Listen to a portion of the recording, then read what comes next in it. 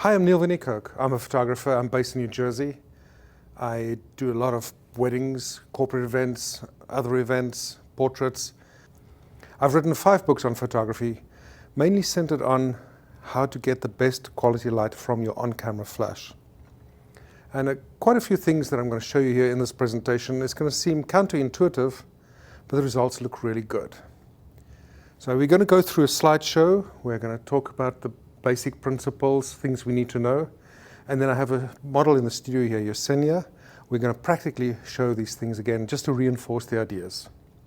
So let's get started on the slideshow. Even though the presentation is about on-camera flash, we need to take it a little bit wider and also discuss the techie things we need to know. In other words, the flash photography essentials. At the very start of it, we have to understand the 4 factors that affect flash exposure. Aperture and ISO, 2 things to do with the camera, and distance and power, 2 things to do with the flash's position and the flash's power. But we can also flip these around to form an acronym, PAID, Power, Aperture, ISO, Distance, PAID. That's a very neat acronym to remember the 4 things that affect flash exposure. Now the one thing that's missing here is shutter speed. Shutter speed doesn't affect flash exposure while we remain in normal flash sync mode. That's very important to remember, while we remain in normal flash sync mode. Now, as simple as this might seem, there are several implications here. Okay, with manual flash, we control these 4 factors. We balance them to get to correct flash exposure. If one of these factors change, we have to change another one in turn. With TTL flash, however, all of this changes, because now the camera controls the power as we control either the aperture, ISO, or distance, or any of those combined. Therefore, we need to use flash exposure compensation to affect TTL flash exposure. This is key. With manual flash, if our exposure is under, we could open our aperture. But with TTL flash, if we open up our aperture, we need to use flash exposure compensation to affect TTL flash exposure, not change aperture. So this is really a key difference, a really important difference to keep in mind. So with this example, we use TTL flash. Now again, TTL flash is an automatic metering mode. So you can see we changed the aperture from f2.8 to 5.6. The exposure on her remains the same because the camera and the flash took care of that and gave more juice or less juice to give us correct exposure. But with a change in aperture, the background became darker or conversely brighter with a change of aperture. So this is really important to remember that with manual flash, the aperture or any of those settings would have changed the exposure. With TTL flash, it doesn't. With TTL flash, our settings essentially become transparent. We also need to understand how a shutter works. We have 2 curtains. The first curtain opens, second curtain closes. The time interval between the first curtain opening and the second curtain closing, that is our shutter speed. We need the shutter to be fully open for that short duration light pulse from the flash to expose for the entire frame. At higher shutter speeds, you will find that the first curtain is still moving when the second curtain starts closing. So you don't have the shutter fully open for that pulse of light to expose for the entire frame. You in effect have a slit moving across. So if your flash fires then, you will get your image partially obscured. With this example, I photographed the bride at a 60th of a second, and the next shot I photographed her at 1/320, a faster shutter speed. And you'll see that the right-hand side of the frame is darker, and that is because the flash didn't expose for that. That little bit of light that shines through is the ambient light. And we should mention this, that with flash exposure, it's important that we remember there are actually 2 exposures taking place in the camera, the ambient light and the flash. And in balancing ambient and flash, that is important to remember. So let's go back to this diagram of how the shutter works. There will be a shutter speed at which the first curtain has just stopped moving and the second curtain has just not started moving. In other words, the fastest shutter speed at which the entire frame is open. That fastest shutter speed at which the entire frame is open is your maximum flash sync speed. Any shutter speed faster than that, even a third of a stop faster than that, will have the flash be blocked by part of the curtain. Well, a couple of decades ago, the camera manufacturers came out with a stunning piece of innovation. Instead of dissipating the flash as a short duration pulse of light, they dissipate the flash as a rapid train of pulsed light. Now as that shutter curtain moves across the frame, that slit moves across the frame, the flash is now dissipated as a longer duration flash pulse. That is high speed sync. So we have normal sync mode where the shutter is fully open. Then we have high speed sync where we have that slit moving across and the flash is now a longer duration pulse. Now that fastest shutter speed at which the entire frame is open, our maximum flash sync speed, that is key in a lot of our decisions. The effect of the maximum flash sync speed implies that we have maximum flash efficiency. Because the wider aperture, the greater range of flash we'll have. So the implication here is that when we balance flash with bright light, our sweet spot will be maximum flash sync speed at whatever ISO. For bright sunlight, f11. The couple here were in a shaded area. I used flash to balance them with the background. So my basic exposure metering is based on the New York skyline there. The sun is starting to go down. So we're not at 250th f11, we're now at 5.6. But the key here is I stay at maximum sync speed. Because if I drop my shutter speed, I would have had a smaller aperture and my flash would have had to work much harder. And I might very well be out of range for what my flash can do. Here again, I bounced my flash 250th immediately, maximum sync speed at 4.5 to try and balance it with a bright sunlight in the back streaming through that window. Again, bouncing my flash. I'm trying to balance her against the church windows there. I immediately go to maximum sync speed at a wide aperture at 400 ISO. The idea here is that my decision hinges around maximum flash sync speed. So the implication of high-speed flash sync is not something we're going to deal with bounced flash indoors. It's outside of the range of what we would deal with. But let's delve into on-camera bounce flash. First of all, direct flash looks horrid, especially if you shoot vertical. You get that sideways shadow, the light is hard, it's just not flattering. But the moment when you bounce flash with a thought of your direction and quality of light, it just looks so much better. One way to get rid of that ugly sideways shadow when you shoot vertically with on-camera flash is to use a rotating flash bracket. This way the flash remains above the lens axis, so the flash always falls behind your subject, whether you're shooting horizontally or vertically. Here again, same model in the studio. She's standing close to the background and we're shooting vertically. On-camera flash and you get that sideways shadow. It's distracting. I really don't like the effect. It's not flattering. We can do so much better.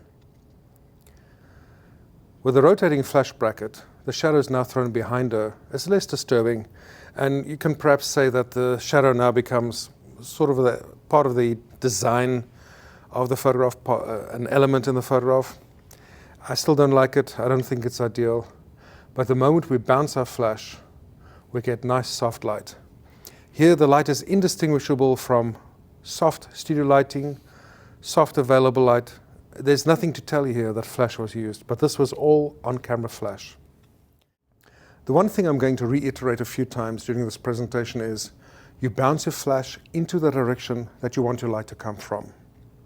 So if you want light from one side and a bit of a shadow on the side, you're going to bounce a flash over there. Same if you want a bit of shadow here, bounce a flash off over there. And we're going to show several examples where you have to decide how you want to bounce your flash for a specific effect. The other idea that I adhere to is, okay, we accept that direct flash is not ideal. Bouncing upwards gives us some other kinds of problems, shadows on the eyebrows. The other thing is I don't use on-camera diffusers. I don't use bounce cards, domes, plastic cups, whatever it might be, all the expensive stuff that you buy to think you can improve your flash photography. I rarely use that. It's only when I'm really stuck, maybe a venue where there's black ceilings, black walls, and I can't use off-camera lighting. Okay, then I'll use a cup to throw some light forward and maybe diffuse it, get the flash a little higher up above the flash. Higher above the lens axis. Then I'll use a cup, but generally I don't use a plastic modifier diffuser cup or card. I use a big softbox behind me. I bounce my flash over my shoulder into the room, hit a wall, I hit the ceiling, and enough light comes back to give me very sweet light. And we'll show that with a model again, that it looks really good. We get really great results with just that one thing. And again, the principle is I bounce my flash into the direction that I want the light to come from. If I use a diffuser cup or a bounce card, I'm throwing light forward into my subject, direct. You get the hard shadows, specular light on the skin. It looks slightly better, but it's not ideal.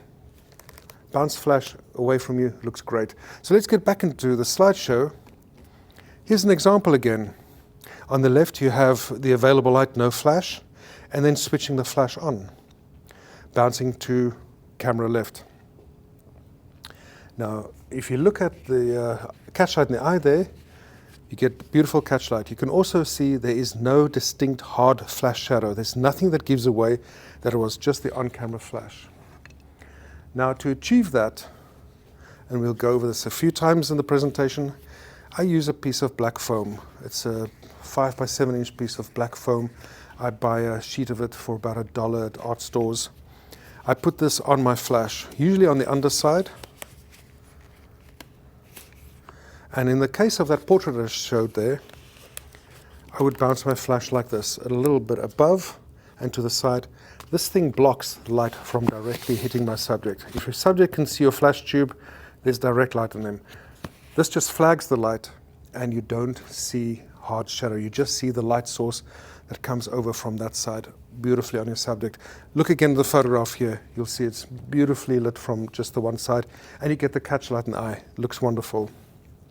So here on the left, bouncing the flash behind me over my shoulder, I get nice soft light, but I think we can do even better. On the right-hand side is where I bounce my flash into the wooden paneling next to her.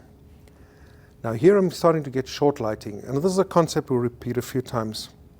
Short lighting is where the short side of the face is better lit than the broad side into the camera. If this side is better lit, the shorter side, short lighting, it's more flattering, more dramatic, and definitely for a woman, it just looks more flattering.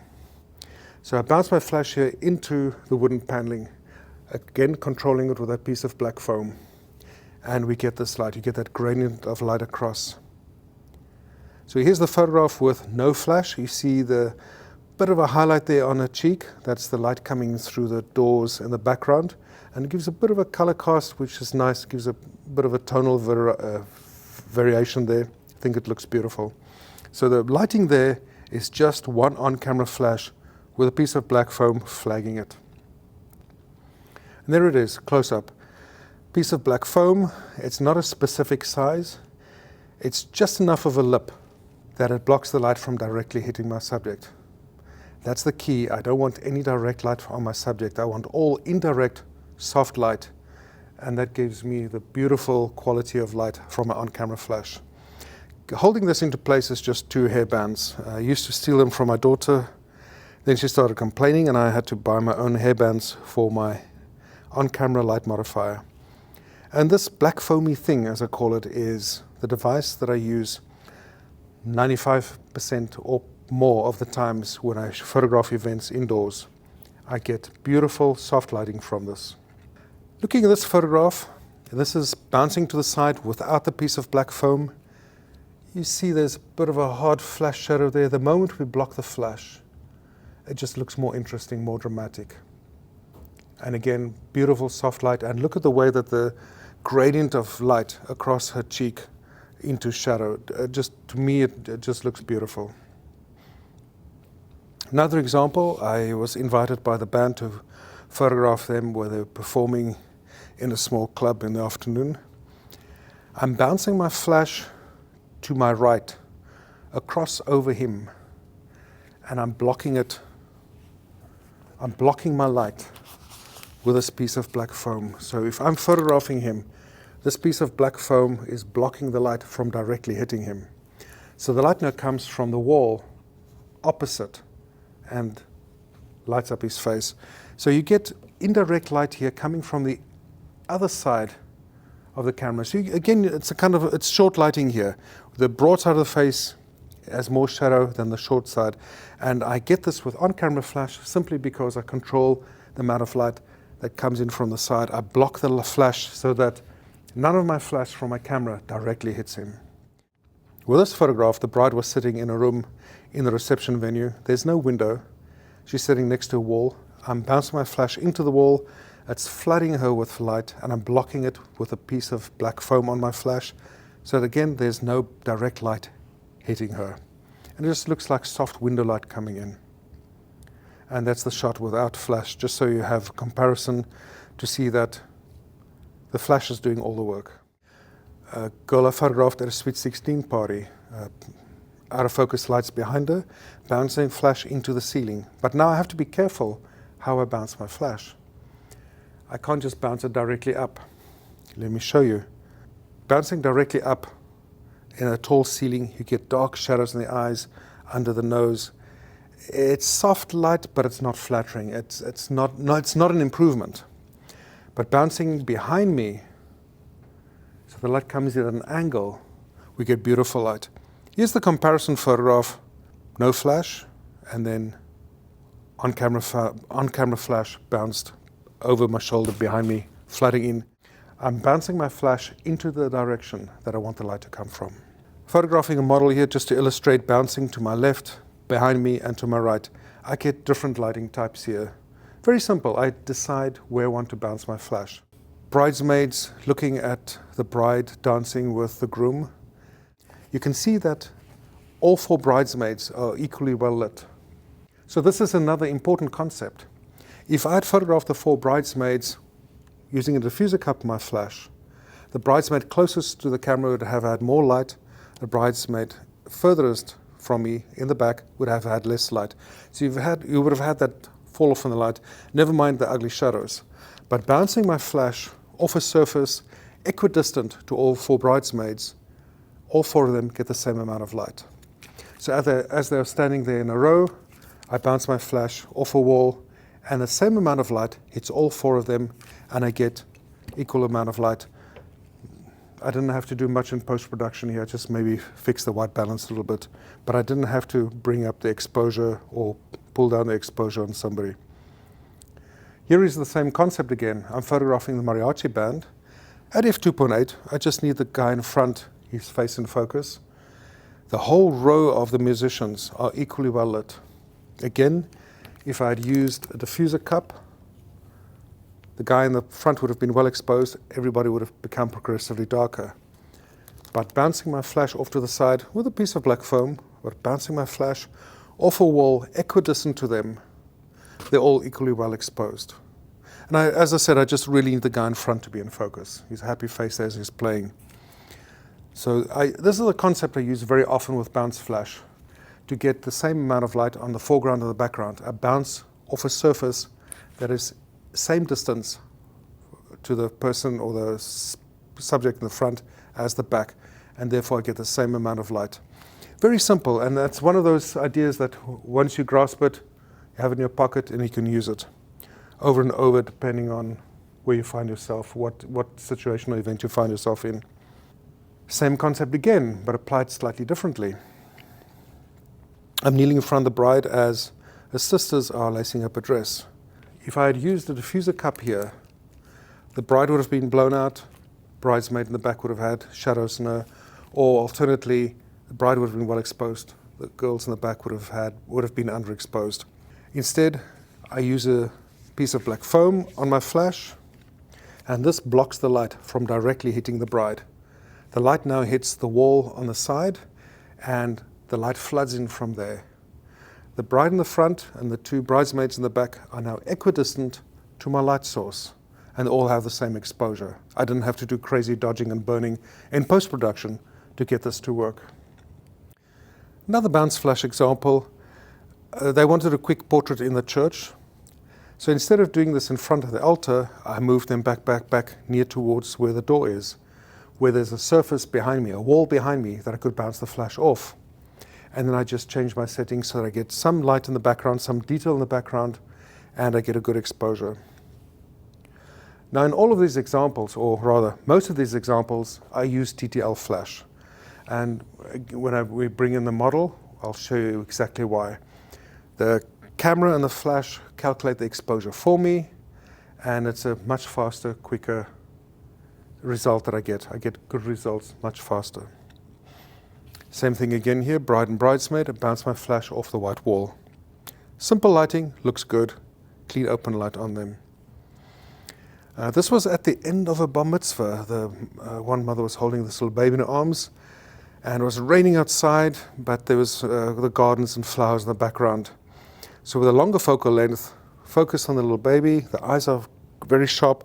I bounce my light off to the side, and it's just beautiful light on this little baby. You can see the catch lights in the eye. And I chose my settings such that the background is well exposed, and then the flash adds the light. Same thing here again, short lighting. I bounce my flash off the wall, block it with a piece of foam, that there's no direct flash on my subject. So it's a classic shot of the bride just holding the flowers, and the execution is really simple. Again, just on camera flash. Another example, little ring bearer, bounce flash off to the side, catch light in the eye, and you can see the lighting is not flat. You get more light on the one side and get that gradient of light across his cheek.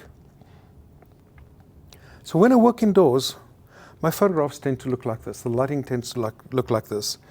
Beautiful light on my subject in the front and soft light in the background.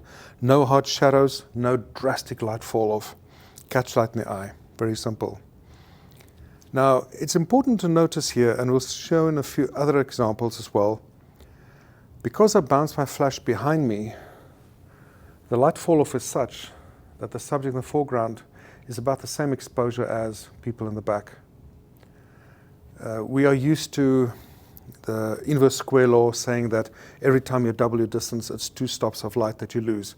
So if I had my camera here, let's say I was shooting direct flash, and my subject is a few feet in front of me, the same distance behind them would be 2 stops darker. So it's a dramatic light fall off because of that very steep logarithmic curve of the inverse square law. Now if I bounce my flash behind me, way off over there, there's a steep light fall off, but by the time the light gets here, long distance away from the wall, way in the background, my subject is well lit and the people behind them is slightly less well lit, just barely perceptible. Pretty much the same lighting, as you can see in this photograph. But we'll repeat the example with other photographs. Model I photographed in my studio, she's standing on a ladder, bounce flash off to the side, and the effect really looks good. Very simple light, off to the side, controlled with a piece of black foam so that there's no direct light on her. Detail shots, rings on the little box. Lighting here is very simple, bounce flash, piece of black foam. So I point the camera down on the rings or whatever it is I'm photographing, piece of black foam. I throw the light off on a wall over there. So the light that comes back skims across the surface. I don't bounce the light right up above me. That'll be flat light on my subject. I definitely don't use direct flash. That is not good. So what I want to do is bounce my flash off over a far wall, and the light that skims over the surface looks really good. It doesn't look like on-camera flash, it just looks like beautiful soft light. This photograph again shows the power of controlling my flash. I'm throwing my flash ahead of my subject, ahead of the bride. I'm standing behind her, photographing a reflection in the mirror, and I'm throwing my flash into the far corner ahead of her, but I'm blocking my flash with a piece of black foam so that very little light hits her from the back.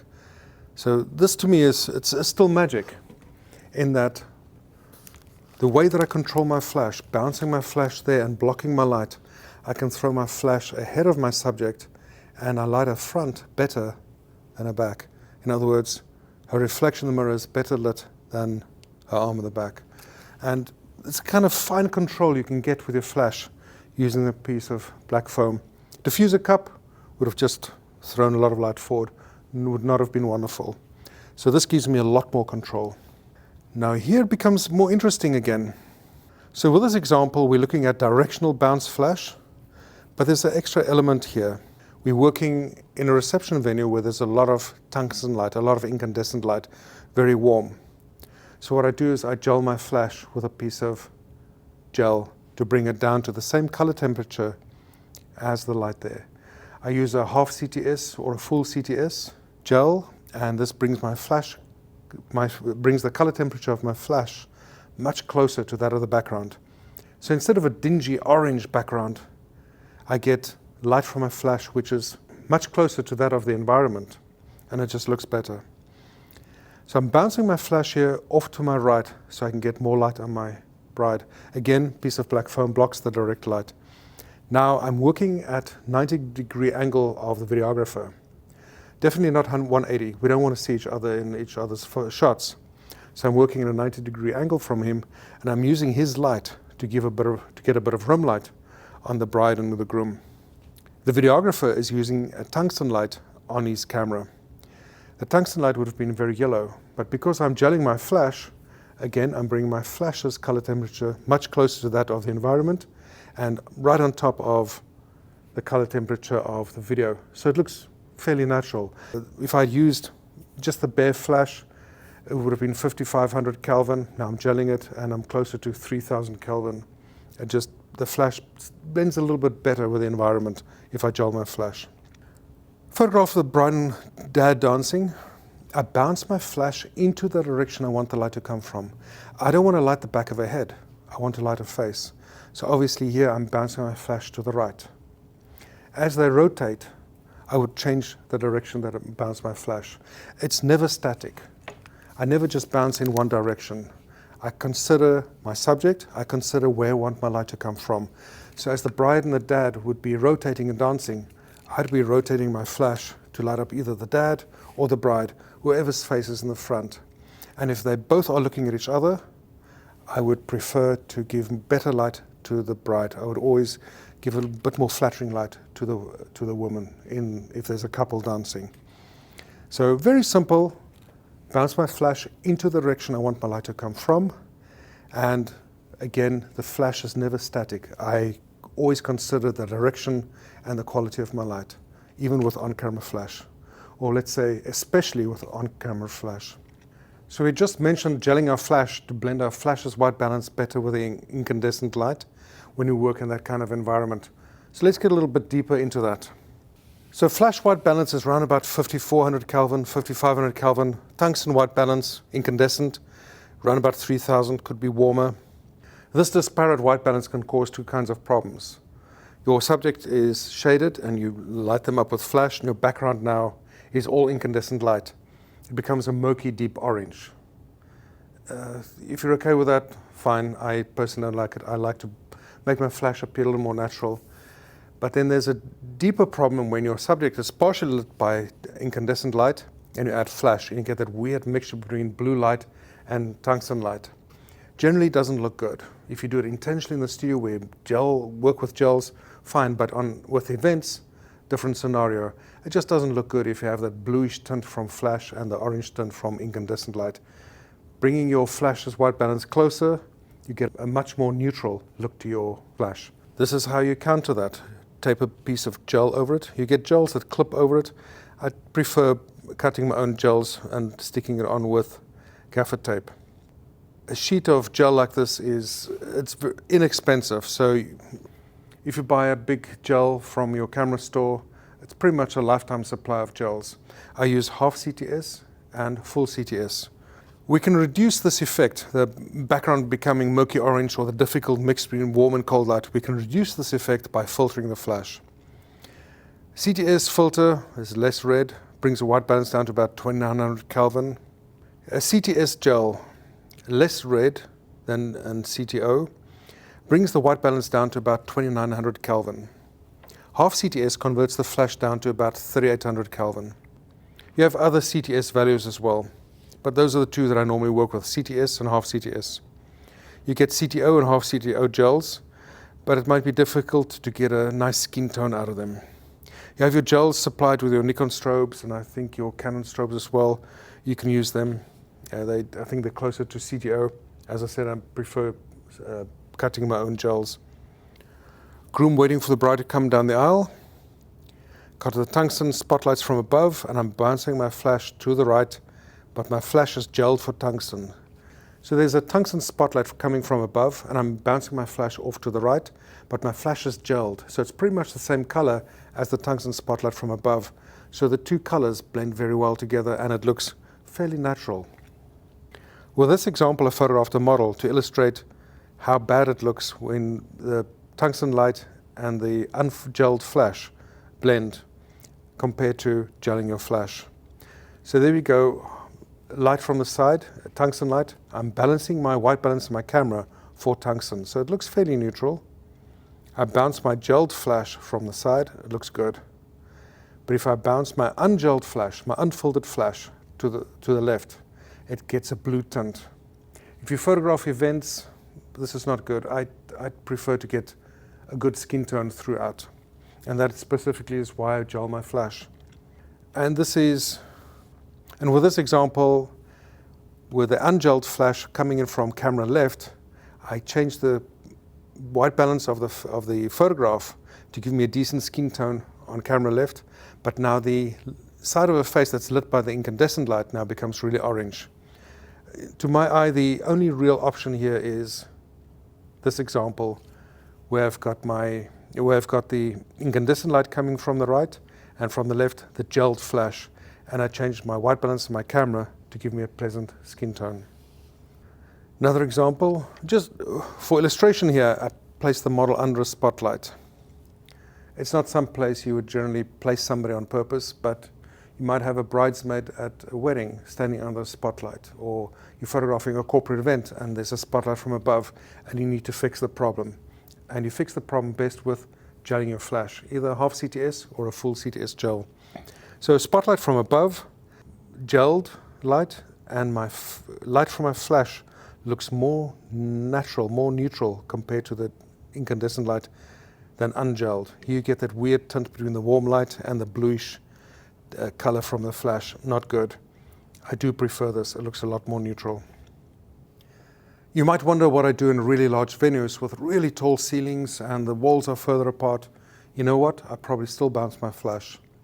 You can crank up your ISO easily up to 3200 ISO with modern cameras and see minimal digital noise. Don't make the mistake of zooming into 100% and looking at your images and seeing, oh, there's digital noise. Keep in mind, by the time you've brought this down to a size for an album or for a print, you really don't see the noise anymore. Just don't underexpose, expose correctly, and your noise should be not that visible. So let's look at this example.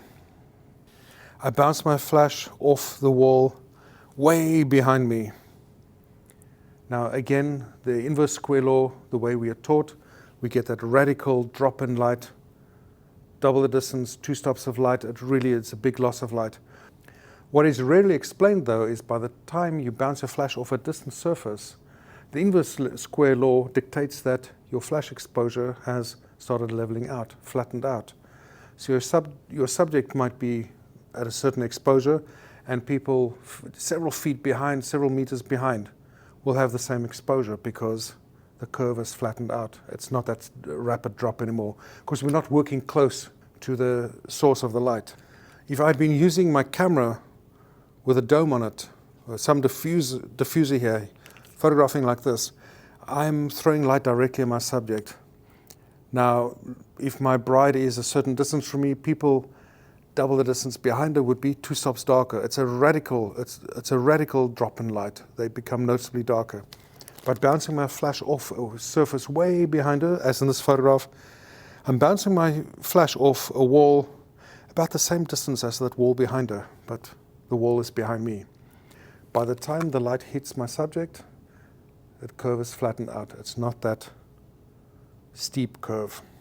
So here's the comparison shot, no flash. You can see I'm up at 3200 ISO. Same here, I'm working at 3200 ISO. Here I'm using manual flash, full power. I'm bouncing my flash off a wall that looks very much like the wall behind him. It is off color, doesn't matter. I can change my white balance in post-production of the raw file. So I'm bouncing full power way behind me, and you look at the faces around the groom. They're all well lit. People much deeper behind him has the same exposure. And the reason for that is that inverse square law. We're working in the flattened end of the curve where the exposure is all the same. So it sounds counterintuitive, but if you bounce your flash behind you, your background becomes brighter. If you have your camera on your flash pointing forward, your background becomes progressively much darker. So even with a diffuser cup on it, bounce your flash behind you, background becomes brighter because of the inverse square law. We're working in the tail end of the curve. Here's the comparison photograph with no flash. So if you're looking at that photograph again, the one flash on my camera, that single flash, does all the work. And there's enough light coming out of it that I can be shooting at 3.5, 3200 ISO. The beauty of this is I can move around the crowd. Because I have this piece of black foam, I'm not hitting people behind me in the face with a flash. This piece of black foam is blocking the light from blitzing them in the eyes. So I can move around the crowd easily and I can shoot in any direction. If I'd been using off-camera lights in the background, there'd be all kinds of hot spots. Might look good, you might like it, but it's unpredictable. This is a lot more predictable. My light source is always coming off over my shoulder somewhere. It's just beautiful soft light. It's like this big softbox way off over in the distance that I'm carrying around with me. The light looks good. It always looks like this.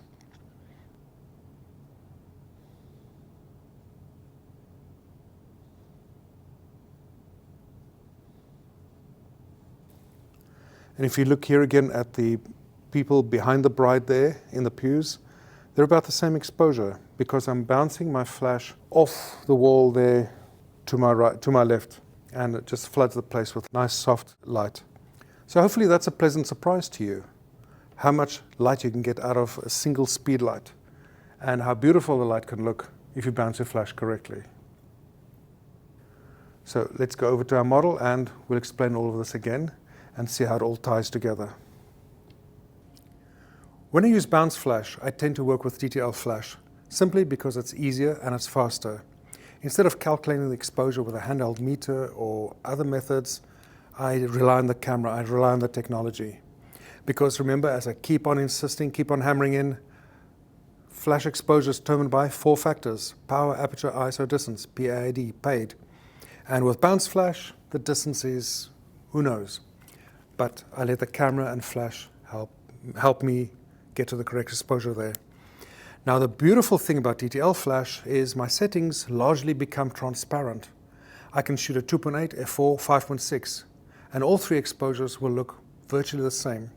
So let's try a few here. And just sweep the hair on your shoulder a little bit. There we go. Okay, I am at 800 ISO, 2.8, and I get a certain exposure, looks good. I go to f4, looks good. I go to 5.6, looks good. And I'm now probably at the extreme end of what my flash is capable of. But let's try f8, let's see what we get there. And it is just a tiny bit under. So the camera and the flash are still trying to give me correct exposure, but it's run out of juice. It's run out of electrons that it can change into photons.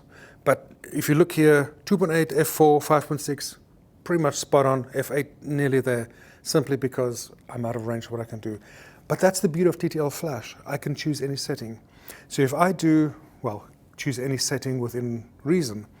So if I photograph a corporate event, I have 3 or 4 people in front of me, I'll be at f5, f4.5, get a little closer, I take the photograph and the exposure is good.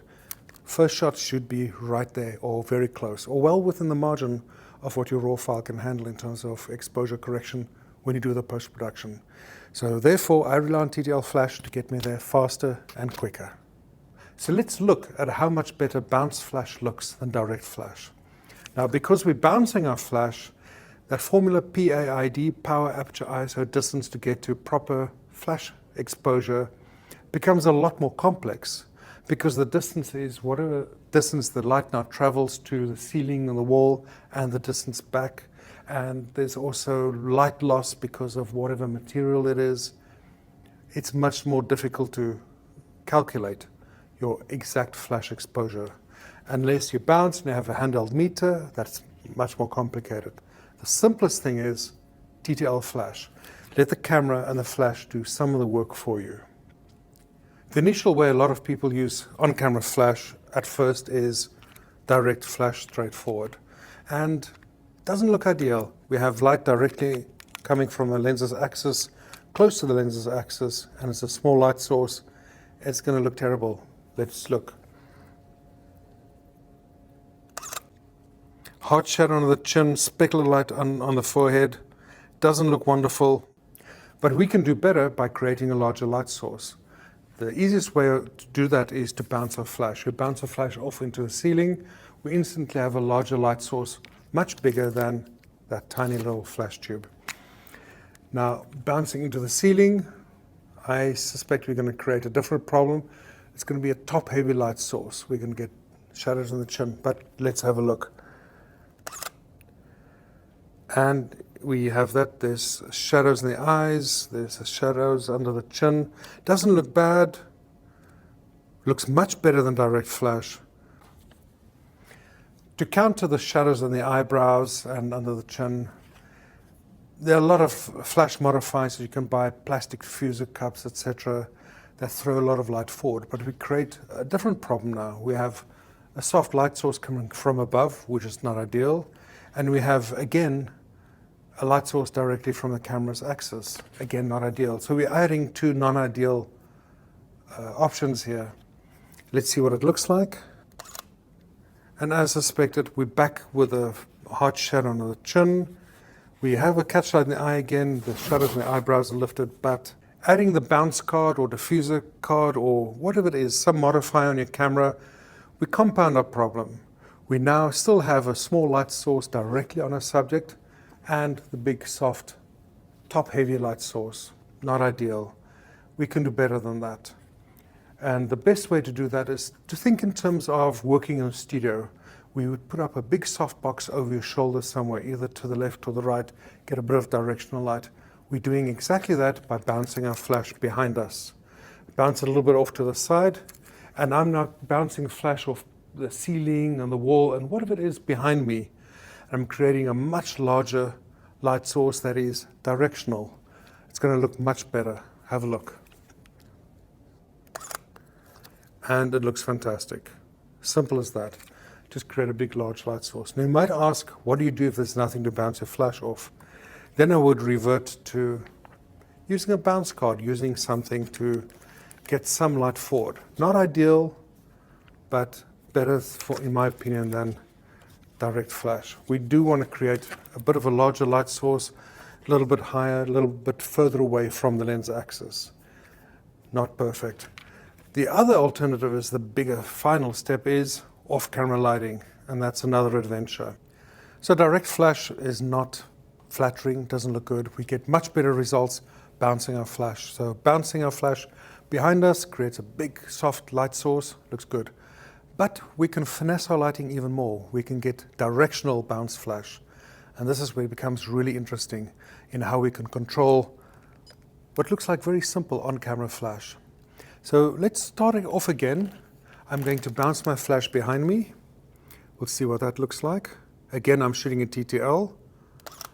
Looks fantastic, nice soft light.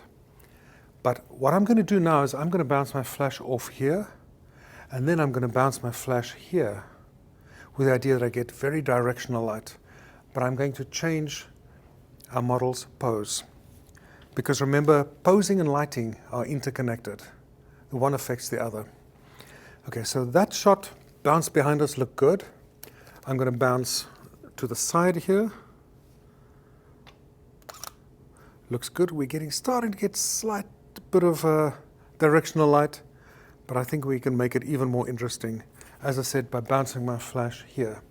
Now the problem is, if I bounce my flash there, the flash tube is slightly pointing towards her. We are going to get the combination of hard direct light and bounce light. So just as a comparison, it looks terrible. It's a mixture between direct flash and bounce flash, not wonderful. The magic trick here is to flag our light. And for that, I use a piece of black foam and 2 hair bands. This black foam, all it does is it blocks the light. I'm blocking the light so that only indirect light hits my subject. So none of the direct flash hits my subject. And so now I can point my flash to this portion of the wall here, right here. And we're going to get more dynamic lighting from our on-camera flash. So we're going to get it right there. Turn your head a little bit more into the light. Perfect. We're getting more light on the short side of the face than on the broad side. So the concept that's important here in lighting is broad side and short side. So if my light source is over there and I turn my shoulder slightly toward it, turn my nose slightly towards it, the short side of the face is better lit than the broad side that is short lighting. It's more interesting, it's more dynamic, more flattering. And the light also skims across the chest and you get more interplay between light and shade. You get to see the texture. If you were turned into the light source, it would flatten the lighting and it becomes a large tonal area that competes with the face. Also broad lighting, if this is better lit than the short side of the face, it makes the face and the figure look better, bigger. Not flattering for a woman. Might be flattering for a man, but even then, for men and women, I tend to prefer short lighting. So light comes off over the shoulder, skims across, and the short side is better lit than the broad side. And we can start approximating this with bounces flash. We have a lot more control, obviously, with studio lighting, but with bounce flash, we can get there. So again, turn your shoulder a little bit in, turn your face a little bit this way, and look at the camera, and turn your head, chin a little bit more to me, and it looks fantastic. It absolutely looks beautiful.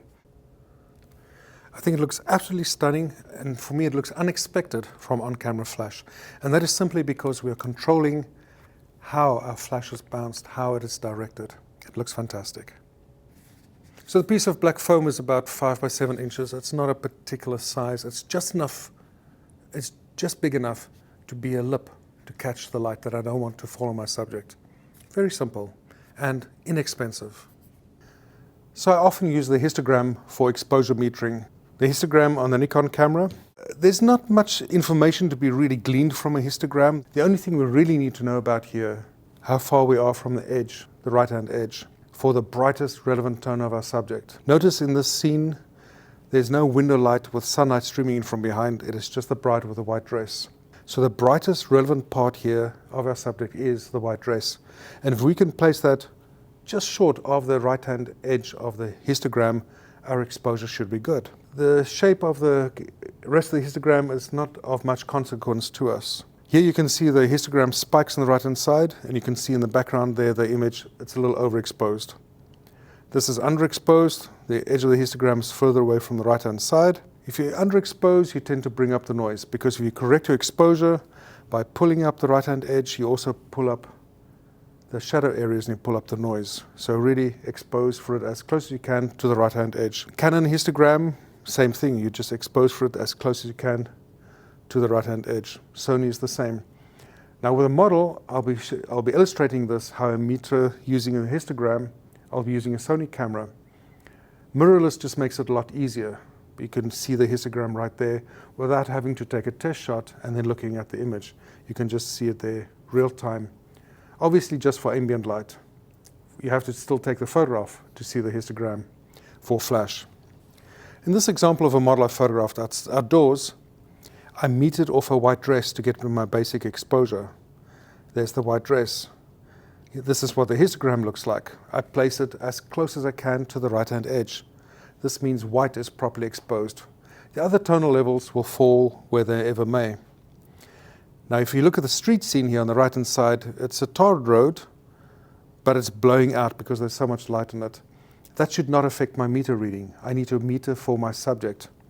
And then example on the left-hand side where I shot with a tighter lens, more of a telephoto lens, I exclude all that, but my exposure on her is absolutely perfect because I metered for my brightest relevant part of my subject. Now this is for ambient light, but the next step that we're going to do is we're going to explain how we use exposure compensation for our TTL flash. So we're going to get our basic exposure for our subject, and our subject will be our model Yesenia in the studio. We'll add light from the side, and we're going to bring up the shadow areas with flash. And we're going to control how much flash with a flash exposure compensation. So it's going to be a little bit more, and we're going to get the same amount of light from a flash as the light coming from the side. We're going to balance out the contrast. So the idea here is it's something I can use for available light, but it helps me determine my exposure when I use full flash. Example here with a bride, I meet her off the white dress, place the white on the edge of the histogram. The background blows out, not of much consequence to me. The veil blows out a little bit, perhaps not ideal. I can live with it here. If you shoot with using automatic metering mode, this is what it looks like. The bright background underexposes your subject. You would have to pull this up in post. But if you meter properly at the time, this is what it looks like pretty much out of camera. Here's how I use the histogram to determine exposure. We can do it for manual flash, and we can do it for ambient light. TTL flash we can't, because TTL flash is an automatic exposure mode. As we change our settings, the camera and the flash adjusts to give us proper exposure. Now, this works if we look at our subject that has a really bright tone, preferably white, like a bride's white dress or a teenager wearing a white shirt, or just something that's white. I sometimes have an assistant holding up a paper napkin that's white. So with this, I have a specific tone, white, my brightest relevant tone of my subject. And I can place this on my histogram.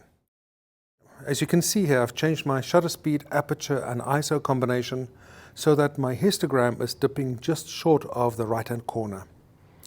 Now, if I change any setting, take my ISO higher, you'll see it'll start spiking. It just looks too bright. If I take a test shot and we look at the blinking highlights, that is obviously overexposed. We are losing detail. So let's take it back to where the histogram is just short of the corner, and we take a test shot. No blinking highlights, that's good. If we underexpose, I'm going to take my shutter speed higher. If we underexpose, you can see that the histogram is creeping away from the edge. It just looks darker. It is, in fact, underexposed. So in this way, we change our shutter speed, aperture combination until, for the brightest relevant tone of our subject, the histogram is just there. Now make sure that there is no sunlight creeping through the window, there's no dappled sunlight on leaves outside or anything else that is affecting the histogram, that it's only your subject. And we're looking at the brightest relevant part of our subject. And that is how I use my histogram to determine my exposure. So we have a model here in a high contrast situation, and we need to lift the contrast, adjust the contrast with our flash.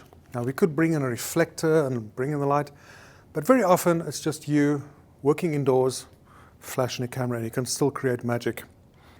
So we have the setup here, lights going through a scrim to mimic a high contrast situation. And we're going to control the contrast with our flash. I'm going to bounce my flash into the room with a piece of black foam. I'm going to block light not hitting her. So we've determined our exposure. Could be a handheld meter, could be an educated guess, could be the histogram metering off the white of her shirt. So the basic photograph without any kind of fill is fantastic. It looks very contrasty. It's dramatic. It'll work if you're photographing a musician and you want something dramatic. Probably not that flattering if you're photographing a bride. You want something a little more, the contrast a little lighter. Okay, now, still working in TTL, because with TTL, the camera and the flash help us determine correct exposure. Okay. But I might not want to work with the TTL flash as it is at zero compensation. I might want just a little kiss of light to lift the contrast.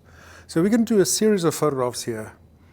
No flash, -3 compensation, -2, -1, 0. We'll even see what +1 does. So the photograph without flash, again, very contrasty. We switch the flash on. I dial my flash exposure compensation to -3, and there's just a little bit of light. I'm going to dial my flash compensation to -2, and you can see we get a little less contrast, a little more light from the shadow side. I'm going to change my compensation to -1. And the contrast is even better. We get more light from the side. We take it to 0. And the light is nearly even from right to left, but still under. We have to keep in mind that our subject, our model, is wearing white and lighter skin, so the brighter tonality is telling our camera there's a lot of light. It might be suppressing the TTL flash. So let's go to +1 and see what we get. And at +1, we're getting nearly even light from left to right. So we've got the whole range there from no flash, -3, -2, -1, 0, +1. We've got that whole sliding scale there, and it's up to you to decide what you like. There's no right or wrong. It's a matter of taste, but it's under your control. TTL flash plus flash exposure compensation, you decide where you want to be. So very often in a situation like this, I might, out of experience, know that I prefer -1.7 or -1.3, my lucky number. And that might be my default that I go to. And it looks good, still a little contrasty. You would change it depending on the scenario, depending on taste. It's adjusted taste. Well, that brings us to the end of this presentation. I hope it was of value. I hope that you picked up a few things along the way that could benefit you as a photographer, help you grow as a photographer. If there's anything that you're unsure of, I'd love to hear. Please ask me questions. I'd love to answer.